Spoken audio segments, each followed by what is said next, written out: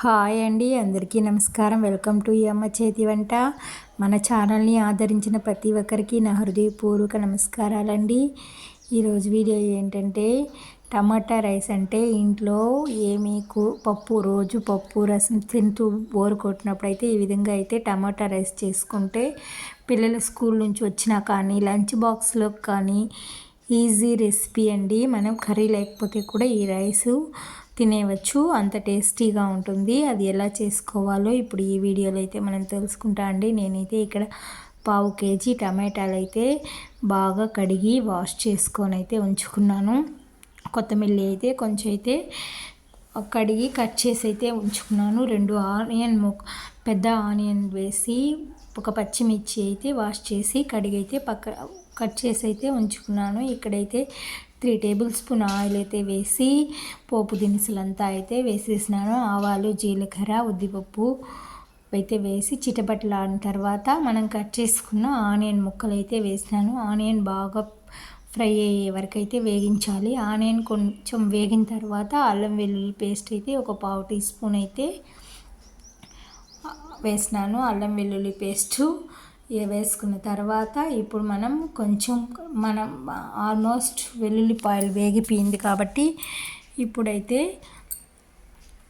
టమాటాలు మనం కట్ చేసుకు పచ్చిమిర్చి కూడా వేసుకునేసి ఫ్రై అయిన తర్వాత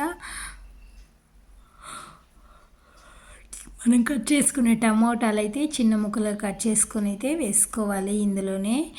ఇప్పుడైతే కొంచెం పసుపు, కారం ఒక 1/2 టీ స్పూన్ అయితే వేసుకొని తగినంత సాల్ట్ అయితే వేసుకొని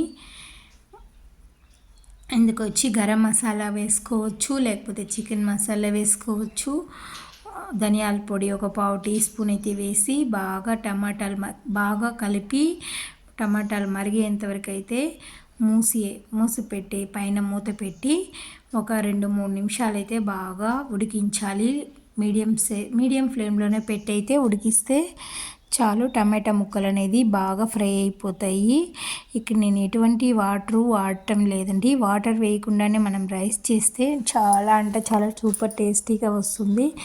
వాటర్ వేసినామంటే రైస్ అంత టేస్ట్గా అయితే ఉండదు. వాటర్ వేసినామంటే అది ఇడ్లీ దోశలోకి అయితే చేసుకోవచ్చు, కానీ రైస్లోకి అయితే ఒక్క చుక్క వాటర్ కూడా వేయకుండా ఈ టమాటాలోని వాటర్తోనే అయితే మనం రైస్ చేసుకుంటే చాలా అంటే చాలా సూపర్ టేస్టీగా ఉంటుంది. ఆల్రెడీ రైస్ అయితే రెడీ చేసి అయితే పెట్టుకున్నాం కాబట్టి టమాటా ముక్కలు బాగా ఫ్రై అయిన తర్వాత కారం 5 నిమిషాలు ఉడికించిన తర్వాత మనం రెడీ చేసి పెట్టుకున్న రైస్ని అయితే వేసి బాగా హై ఫ్లేమ్లో పెట్టి కలబెట్టి రైస్ మొత్తానికి కారం, ఉప్పు, మసాలా అంతా పట్టే విధంగా అయితే కలుపుకుంటే మనకు టమాటా రైస్ అనేది రెడీ అయిపోతుందండి. ఈ విధంగా చేసి పెట్టుకుంటే ఇంట్లో అందరూ వేడివేడిగా తినచ్చు, పిల్లలకు లంచ్ బాక్స్ అయితే పెట్టచ్చు, మనము తినచ్చు.